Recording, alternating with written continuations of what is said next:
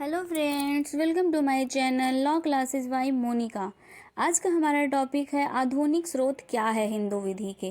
पिछले वीडियो में मैंने प्राचीन स्रोत के बारे में बता चुकी हिंदू विधि का, तो अगर आपने हमारा पिछला वीडियो नहीं देखा है तो देख जरूर लीजिएगा। और अगर आपको हमारा वीडियो पसंद आए तो प्लीज़ लाइक करिएगा और हमारे चैनल को सब्सक्राइब करिएगा और बेल आइकन ज़रूर प्रेस करिएगा ताकि आगे आने वाला वीडियो आप तक आसानी से पहुंच सके। तो चलिए चलते हैं आज के हमारे टॉपिक पे।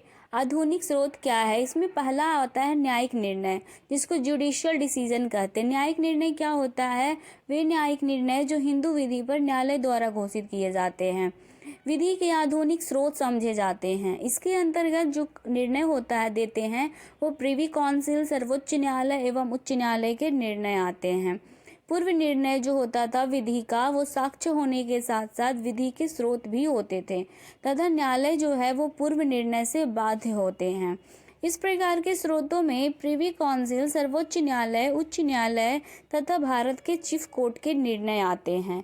प्राचीन ऋषियों ने वर्तमान विधि के विषय में कुछ भी नहीं बताया था तथा जहाँ पर उन्होंने किसी संबंध में बताया भी है तो उसमें परस्पर विरोध है। कहीं कहीं पे वे इतने रहस्यात्मक रूप में उसे प्रस्तुत करते हैं कि भाष्यकारों की भी समझ में यह बात नहीं आती कि उसका क्या अर्थ है। इन परिस्थितियों में न्यायालय ने ही हिंदू विधि को वर्तमान निश्चित स्वरूप प्रदान किया है।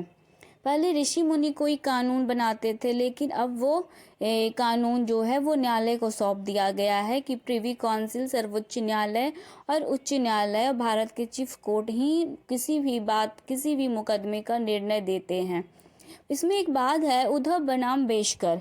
इसमें क्या हुआ था कि निर्णय में न्यायाधीश बोस ने कहा था कि हम जिन विधियों को लागू करते हैं वे न्यायाधीश द्वारा बनाई हुई विधियां हैं, ऋषि मुनियों द्वारा नहीं। मतलब हम जिन विधियों को लागू करते हैं किसी भी मुकदमे में जो भी है, तो वो न्यायाधीश द्वारा बनाई हुई है विधियां हैं। और वो विधियां जो है भारत के चीफ कोर्ट, सर्वोच्च न्यायालय, उच्च न्यायालय द्वारा निर्णय दिया गया होता है। दूसरा है विधायन, जिसको हम लोग अधिनियम भी कहते हैं। हिंदू विधि का आधुनिक स्रोत के रूप में विधायन का महत्वपूर्ण स्थान है। विधायन का हिंदू विधि के वर्तमान कालीन विकास में महत्वपूर्ण योगदान है। विधि में किसी भी प्रकार का परिवर्तन करने का जो अधिकार है वो विधान मंडलों को दिया गया है।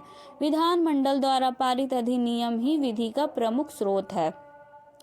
अब किसी भी देश में विधि निर्मित करने का जो अधिकार है या विधि में परिवर्तित करने का जो अधिकार है वो किसी व्यक्ति विशेष को व्यक्तिगत रूप से नहीं दिया गया है, बल्कि उसका अधिकार परिवर्तन, विधि को परिवर्तित करने का अधिकार या विधि को निर्मित करने का अधिकार विधानमंडल के पास है। अब जानते हैं किन किन अधिनियमों में परिवर्तन किया गया है।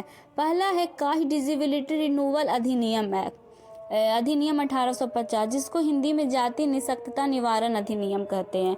इसमें क्या हुआ था, पहले ईस्ट इंडिया कंपनी के शासन के दौरान ब्रिटिश भारत में पारित एक कानून था जिसने किसी अन्य धर्म या जाति में परिवर्तित होने वाले लोगों के अधिकारों को प्रभावित करने वाले सभी कानून को समाप्त कर दिया गया था।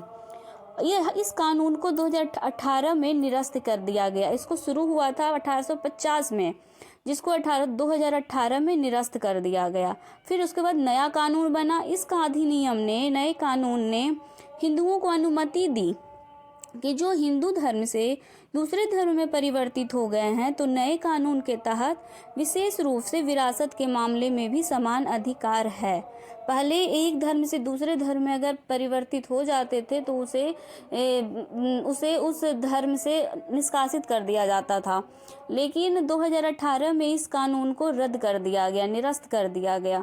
फिर उसके बाद नया कानून लाया गया और उस कानून के तहत विशेष रूप से विरासत के मामले में समान अधिकार दिया जाने लगा कि जो हिंदू धर्म से दूसरे धर्म में परिवर्तित हो गए वे भी समान अधिकार के भागीदार हैं। दूसरा है हिंदू विडो रीमैरिज अधिनियम, मतलब हिंदू विधवा पुनर्विवाह अधिनियम में परिवर्तन किया गया 1856। हिंदू विधवा पुनर्विवाह अधिनियम 1856 में भी परिवर्तन किया गया। भारतीय उत्तराधिकार अधिनियम 1925 में भी परिवर्तन किया गया। विशेष विवाह अधिनियम 1954, इसमें भी परिवर्तन किया गया। ये सब जो कानून है समय के अनुसार बदला और इस कानून में परिवर्तन कर दिया गया। पहले की हिंदू जो विधवा होती थी उसका विवाह नहीं होता था तो उसको भी परिवर्तित करके दूसरा विवाह करने का अधिकार दिया गया। पचमा हिंदू उत्तराधिकार अधिनियम 1956, छठा है हिंदू उत्तराधिकार संशोधन अधिनियम 2005 आदि। तीसरा है न्याय, साम्य तथा सद्विवेक क्या है। हिंदू विधि का आधुनिक स्रोत जो है वो न्याय, साम्य एवं सद्विवेक है। कई बार क्या होता है, न्यायालय के सामने विधि के वास्तविक स्वरूप के निर्धारण में बहुत कठिनाई आती है। न्यायालय के समक्ष पूर्व निर्णय भी नहीं होते। इस अवस्था में न्यायाधीश उसके समक्ष आते मामलों में अपनी न्यायगत, साम्य और विवेकपूर्ण बुद्धि से निर्णय लेते हैं। इसकी आवश्यकता क्यों पड़ती है? इसलिए समझी गई इसकी आवश्यकता कि कहीं कहीं पर न्यायालय के सामने विधि के वास्तविक स्वरूप के निर्धारण में बहुत कठिनाई उपस्थित होती थी तथा इस विषय पर उनको पूर्ण निर्णय भी नहीं प्राप्त होता था। अतः न्याय, साम्य एवं सद्विवेक का आश्रय लिया जाने लगा। इस प्रकार ऐसी समस्याओं के उपस्थित होने पर जिनके संबंध में पहले कोई नियम न हो, न्यायाधीश अपनी न्यायगत, साम्य तथा विवेकपूर्ण बुद्धि से निर्णय दे। यह बात जो है वो न्यायालयों में मान्य समझी जाने लगी। इसमें एक बात है, गुरुनाथ बनाम कमलाबाई। इस बात में उच्चतम न्यायालय ने यह निरूपित किया कि हिंदू विधि में किसी नियम के अभाव में न्यायालय को एक पूर्ण अधिकार है कि वह किसी मामले का निर्णय करने में हिंदू विधि का किसी अन्य सिद्धांत का उल्लंघन नहीं कर सकते हैं। Thanks for watching my video. अगर आपको हमारा वीडियो पसंद आए तो और चैनल को सब्सक्राइब करिएगा, वीडियो को लाइक करिएगा। Thank you so much. ये था हमारा आधुनिक स्रोत। Thank you.